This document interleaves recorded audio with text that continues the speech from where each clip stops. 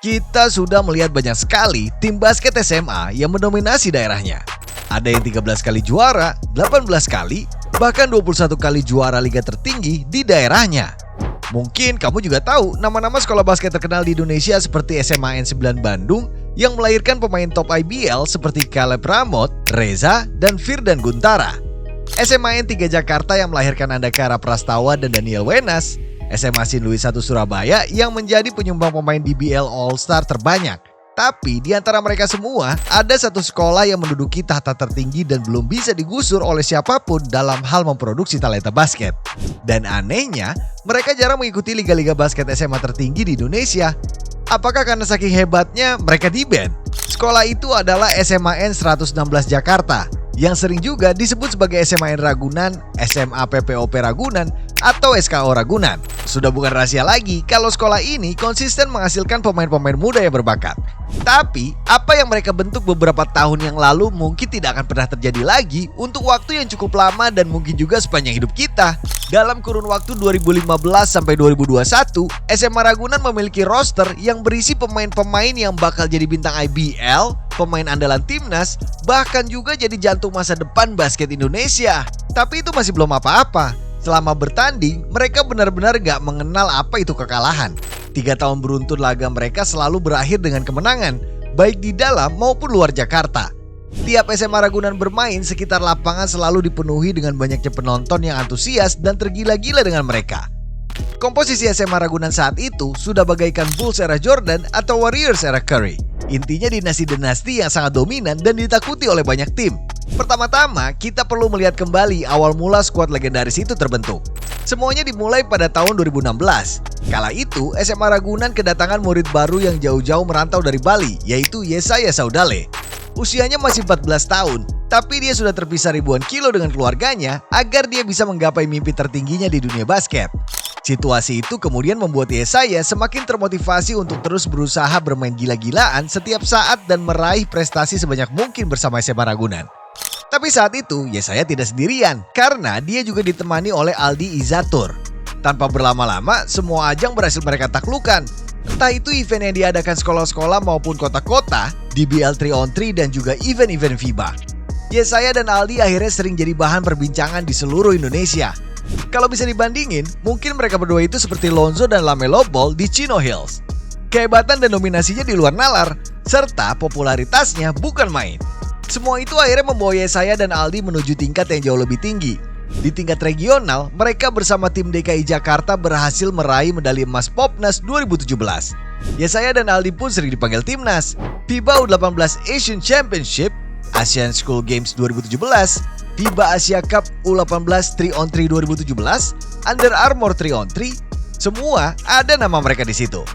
Bahkan di FIBA U18 Asian Championship, Aldi dipercaya untuk menjadi kapten dan performanya bareng Yesaya sangat impresif di sana. Aldi mencatat rata-rata 12 poin dan 6,5 rebound per game, sedangkan Yesaya 14,5 poin dan 6 poin per game. Saat melawan Kazakhstan, permainan Yesaya sangat on fire dengan 26 poin, 10 rebound, dan 4 steal. Tapi meski mereka sudah sangat dominan dan berprestasi, ternyata itu masih setengah dari kehebatan SMA Ragunan yang sesungguhnya. Karena saat Yesaya dan Aldi menduduki bangku kelas 3 SMA, mereka kedatangan atlet muda yang jauh lebih mengerikan lagi. Hendrik Savionga atau Dede dan Revka Jalupangestu. Lo bayangin aja, udah ada Yesaya dan Aldi yang jagonya gak karuan itu. Sekarang di samping mereka ada guard yang opsi mencetak skornya bisa di mana aja, bisa hang time dan ngedang, plus playmakingnya juga oke. Dan juga dijulukin Zion Williamson-nya Indonesia pada masanya. Wah, ini sudah seperti tim kuliahan yang nyamar jadi anak-anak SMA gak sih? Tapi sayangnya saat itu kita gak bisa sering-sering melihat permainan dari line up Yesaya, Aldi, Dede, dan Jalu ini. Kalau menurut Dede, saat itu SMA-SMA lain malas mengundang SMA Ragunan untuk bertanding bersama mereka. Karena dalam beberapa tahun terakhir mereka selalu menang blowout sampai jarak skornya sering berbeda sekitar 30 poin. Begitu juga saat SMA Ragunan berencana buat ikut suatu kompetisi. SMA-SMA lain selalu malas untuk bergabung karena mereka tahu mereka pasti akan kalah dan dipermalukan pada akhirnya. Skuad ini benar-benar beda kelas dan gak ada tandingannya. Bahkan gak bertanding pun musuh-musuhnya sudah kena mental duluan. Tapi semua itu langsung berubah setahun berikutnya. Setelah Dede dan Jalu, sekarang SMA Ragunan kedatangan Derek Michael Saverio, bocah 2 meter yang sangat atletis dan juga bisa syuting. Akhirnya SMA-SMA di sana mulai menyadari satu hal. Kalau mereka main bareng SMA Ragunan, pasti akan banyak yang nonton dan antusias untuk nonton pertandingan mereka.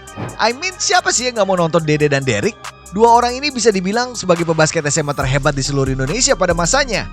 Akhirnya, mereka bisa memamerkan kehebatan mereka masing-masing di lapangan 5-on-5. Tiap Derek dan Dede ngedang, semua penonton langsung bersorak kegirangan. Aksi bully ball dari Jalu di dekat ring pun gak kalah menarik. Selain 5-on-5, Derek, Dede, dan Jalu juga aktif bermain 3-on-3 bersama tim Griffin Star Warriors. Dan saat mereka berhasil menjuarai 3-on-3 di BL, Derek juga dinobatkan sebagai MVP di turnamen itu. Sama seperti kakak kelasnya Yesaya dan Aldi, ketiga pemain ini juga langganan dipanggil untuk membela timnas junior Indonesia. Bahkan, Derek sudah dipercaya untuk masuk ke roster timnas senior saat umurnya masih 16 tahun. Kapan lagi sebuah SMA bisa memproduksi 5 pemain timnas dalam waktu yang singkat di timnya? Dan kalau melihat perjalanan karir mereka sekarang, mereka jadi makin terlihat menakutkan lagi loh. Derek lanjut ke NBA Global Academy. Jadi pemain Indonesia pertama dalam sejarah yang main di Divisi 1 NCAA. Berkontribusi besar untuk Indonesia dalam meraih medali emas SEA Games 2021 dan medali perunggu SEA Games 2025. Dan sekarang dia jadi pemain Indonesia pertama yang bermain di B-League Premier, kasta tertinggi Liga Jepang. Setelah Yesaya lulus SMA, dia bermain di Liga Mahasiswa bersama Universitas Pelita Harapan dan di sana dia berhasil jadi MVP juara 2 kali dan Finals MVP 1 kali. Setelah itu Yesaya naik level untuk bermain di IBL bersama Indonesian Patriots di mana pada 2022 dia tampil menjanjikan dengan torehan 12 poin dan 7,2 assist per game. Setelah pindah ke Pelita Jaya Jakarta setahun kemudian, namanya langsung dinobatkan sebagai IBL All-Star dan dia juga turut menjadi juara pada tahun 2024. Baru-baru ini, Yesaya pindah klub ke Tangerang Hawks dan dengan menit bermain yang lebih banyak di sana, dia kembali terpilih sebagai All-Star sekaligus meraih gelar Most Improved Player dan All IBL Indonesian First Team. Aldi dan Dede juga sampai sekarang masih membela Pelita Jaya, sedangkan Jalu juga pernah direkrut oleh Prawira Harum Bandung. Dengan begitu, tim SMA Ragunan era 2015 sampai 2021 ini sampai sekarang masih jadi raja terakhir yang gak bisa disaingin di levelnya. Kesuksesan mereka di lapangan pada saat itu masih berlanjut sampai sekarang di tempat mereka masing-masing. Tapi kalau menurut kalian, apakah ada SMA lain di masa lalu, sekarang, atau mungkin di masa depan yang bisa menyaingi tim sekolah yang punya 5 pemain timnas hebat dalam periode waktu yang sangat berdekatan ini? Coba dong tulis pendapat kalian di kolom komentar. Nah, itulah episode kali ini. Anyway, custom design jersey apapun free cuma di Easy Sportswear, brand apparel basket nomor 1 di Indonesia. Mumpung satu style masih cuma 100 ribuan, gas pantengin aja all shopnya. Dan jangan lupa untuk like dan subscribe agar channel ini bisa berkembang dan menghasilkan video menarik lainnya. Thanks for watching, I'll see you in the next video.